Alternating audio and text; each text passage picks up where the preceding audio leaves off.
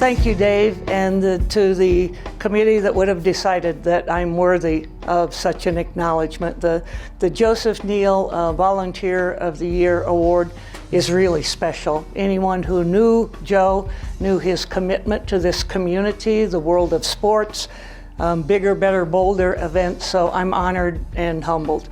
It's gratifying to know that 36 years after the original three and myself sat in the basement of the state office building trying to decide how we do this, that we're here, we're the biggest one in the nation, and we make a difference in families and communities, in youth sport, through the aging process. We make a difference in the world of physical activity and fitness and sport. Well, things like the pumpkin run, the pumpkin stroll, whatever name we end up with, that's always fantastic to me because we get to see the teachers that nurtured and coached the kids, the adults that run along with them in outfit sometimes. And that's just about community. That's what Lincoln brings, and that's what the state games and all of the activities from the Sports Council bring. So I think about the pumpkin run. I've never participated in the mud run, so that's kind of out there. I think about the torch run and the number of times that I've been involved in that, and that's always close to my heart. Opening ceremonies.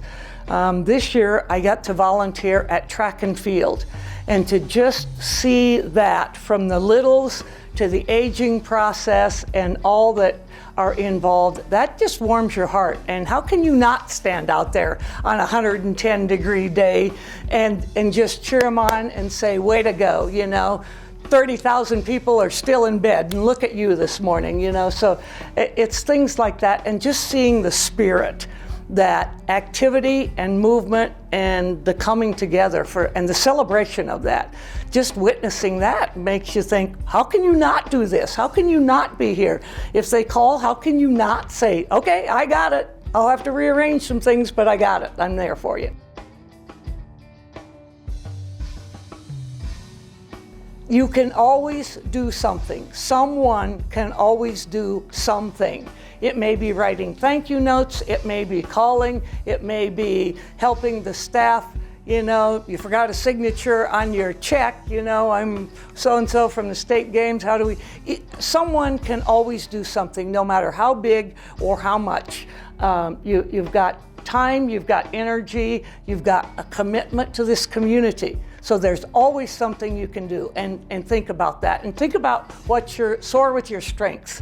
You know, the late Don Clifton would have said, soar with your strengths, manage your weaknesses. So figure out, what is it that you've got that you can give to this entity, and bring your energy and come with it and call up and say, this is who I am and this is what I've got for you. So call the Sports Council office and say, I'm energized, I'm ready, and you can do things over the winter months here.